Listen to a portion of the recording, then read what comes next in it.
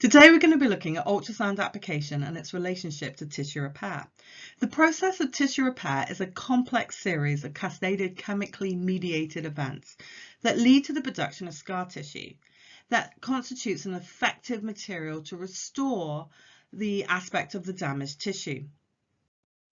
So then tissue repair, it's divided into 4 sections: bleeding, inflammation, proliferation, and remodeling phase. So let's have a look at the bleeding phase. This is a relatively short-lived phase and will occur following injury, trauma, or other similar situations. Clearly, if there's been no overt injury, this would be of little or no importance. But following soft tissue injury, there will have been some bleeding.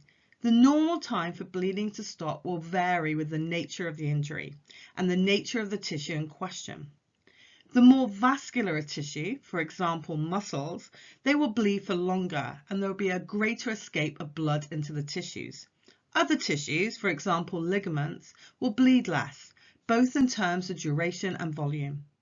It is normally cited that the interval between injury and end of bleeding is a matter of a few hours, so 4 to 6 hours is often quoted. So this, of course, is the average duration after the average injury in the average patient. Some tissues may continue to bleed for a longer period of time, maybe at a significantly reduced rate. So the inflammatory phase has a rapid onset, so a few hours at most, and it swiftly increases in magnitude to its maximal reaction, so 1 to 3 days, before gradually resolving over the next couple of weeks. It can result in several outcomes. Please see the diagram on the slide. But in terms of tissue repair, it is normal and essential. The onset and resolutions are swifter in more vascular tissues and slower in the relatively poor vascular tissues. The inhibitors of the inflammatory events include mechanical irritation, repeated minor trauma, excessive heating and cooling, plus others that may be less significant in therapy, such as infection and a wide range of autoimmune disorders. The inflammatory events are essential, the same, whatever route is relevant for the initiation of injury. During the inflammatory phase, ultrasound has a stimulating effect on mast cells, platelets, and white blood cells. By increasing the activity of these cells, the overall influence of therapeutic ultrasound is certainly pro-inflammatory rather than anti-inflammatory.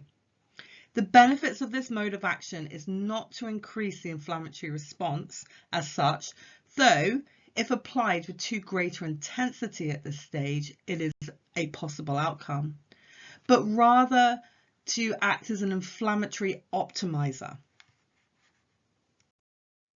So the proliferation phase essentially involves the generation of the repair material, for which the majority of musculoskeletal injuries involves the production of scar collagen material. Now this phase has a rapid onset, so 24 to 48 hours, but takes considerably longer to reach its peak reactivity, which is usually between 2 to 3 weeks post-injury. The more vascular the tissue, the shorter it takes to reach its peak production. Now this peak in activity does not represent the time at which scar production or repair is complete, but the time phase during which the bulk of the scar material is formed. The production of a final product, so a high quality and functional scar, is not achieved until later in the overall repair process. In general terms, it is usually considered that this phase runs from the first day or 2 post-injury through to its peak at 2 to 3 weeks and decreases thereafter, though to a matter of several months, typically 4 to 6 post-trauma. So during this phase, ultrasound also has a stimulative effect, so cellular upregulation. Though the primary active targets are now the fibroblasts, the endothelial cells, and the myofibroblasts. These are all cells that are normally active during scar production, and ultrasound is therefore pro-proliferative in the same way that is pro-inflammatory. It does not change this phase, but maximizes its efficiency. producing the required scar tissue in the optimal fashion. So the remodeling phase is an often overlooked phase of repair in terms of its importance, especially in the context of therapy and rehabilitation. It is neither swift nor highly reactive, but it does result in an organized quality and functional scar, which is capable of behaving in a similar way to the parent tissue that which it's repairing. The remodeling phase has been widely quoted at starting around the same time as the peak of the proliferative phase, so 2 to 3 weeks post-injury. But more recent evidence would support the proposal that the remodeling phase actually starts rather earlier than this, and it would be reasonable to consider the start point to be in the first week. So the application of therapeutic ultrasound can influence the remodeling of the scar tissue in that it appears to be capable of enhancing the appropriate orientation of the newly formed collagen fibers, and also to the collagen profile change from mainly type 3 to a more dominant type 1 construction, thus increasing the tensile strength and enhancing scar mobility. Ultrasound applied to tissues enhances the functional capacity of the scar tissues.